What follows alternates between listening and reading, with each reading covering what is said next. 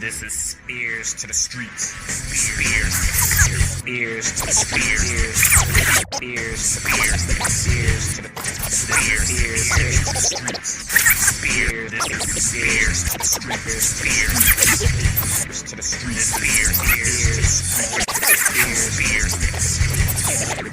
This to the streets, to the streets, to the streets,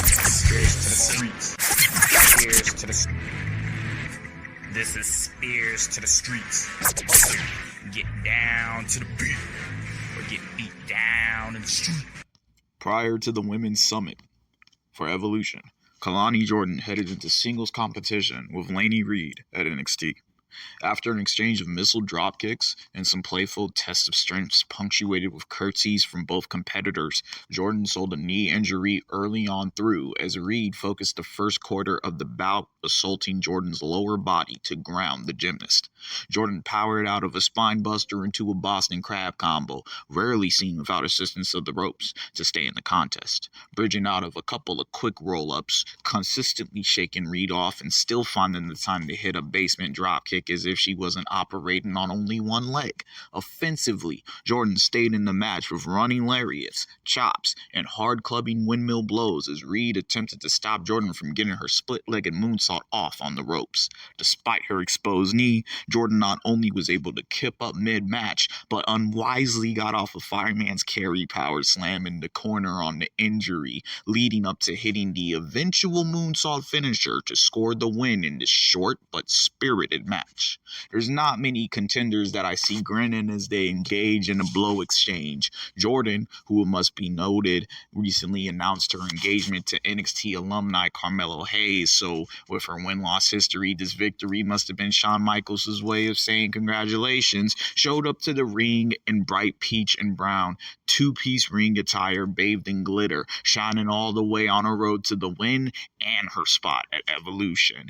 The Women's Summit for the weekend, hosted by Ava Raine, also included Jada Parker coming from the crowd talking tough, while Lash Legend made her presence known as being the only one on the roster with the home field advantage, claiming her Hotlanta heritage. Stephanie Vakir got pushed back from the main roster to cut a choppy promo during this summit that was hard to make out because of her Hispanic accent, and Jordynne Grace made an appearance to hype up her match against JC Jane, which wasn't met with much fanfare. Of course, all this broke down into a brawl which included women from all over the WWE roster.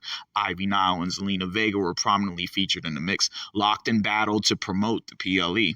News had broke in recent weeks that not only has Great American Bash been set up to fail, as I spotted before previously in these spEarz archives, but also Evolution as a whole, since it is being presented directly on a weekend when Beyonce has sold out the Benz Stadium a couple miles away in the Atlanta metro. I find this news insulting as a celebrator of women's pro wrestling. Again, a lot of these issues could have been fixed had TKO just went ahead and booked a show in Memphis. But what do I know? I know that Kalani Jordan is the woman I most look forward to seeing in Atlanta, and that I'm all behind Jada Parker making good on her bold claims at the summit.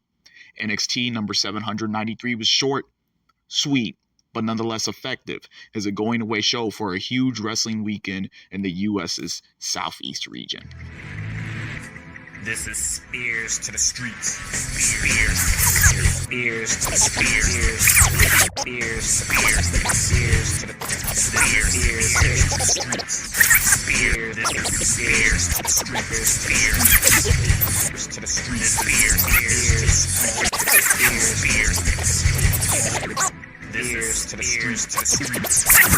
spEarz to the streets. spEarz to the This is spEarz to the streets. Get down to the beat, or get beat down in the street.